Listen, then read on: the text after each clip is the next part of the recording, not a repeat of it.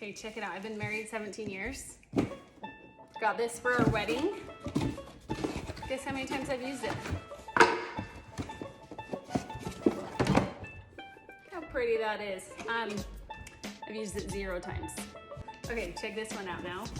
This one I also got for my wedding, but this one I do use every couple of years. It's usually to make a trifle.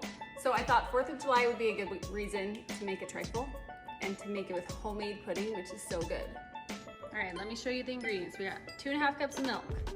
We got a 1/4 cup of cornstarch, 3 egg yolks, 1/2 cup of sugar, and then we'll use this little 1/8 teaspoon for some salt. And then it's all gonna start going into this saucepan. 2.5 cups of milk, 1/2 cup of sugar. We got a 1/4 cup of cornstarch, and then 3 egg yolks, and then a pinch of salt, 1/8 teaspoon of salt. Just gonna get in here and give it a really good mix. Keep it on medium heat for like 10-12 minutes, and I'm gonna stir it every few minutes.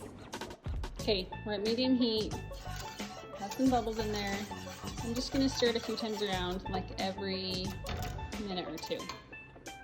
Okay, so this is about after 12.5 minutes. It actually got a little bit thicker than it ever has for me before. So yours doesn't have to get this thick. It's okay if it's a little bit more thin. But after it's cooked, it needs to go in the refrigerator, cool down, and it'll even thicken more in the refrigerator. So I think 4 hours is, like, plan on 4 hours. That's what I do, at least. I just cover it with like a plate. You can use saran wrap or whatever, but into the fridge it goes for 4 hours.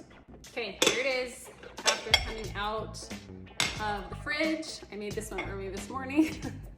So I'm just gonna pop it in a bowl.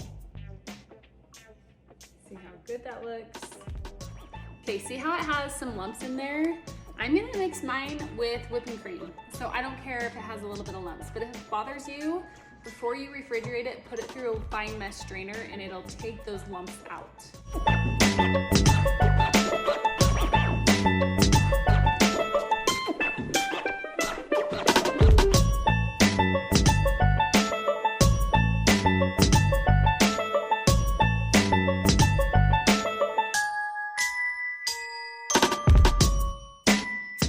Okay, I just made this whipped cream. Now I'm gonna fold it carefully into the pudding.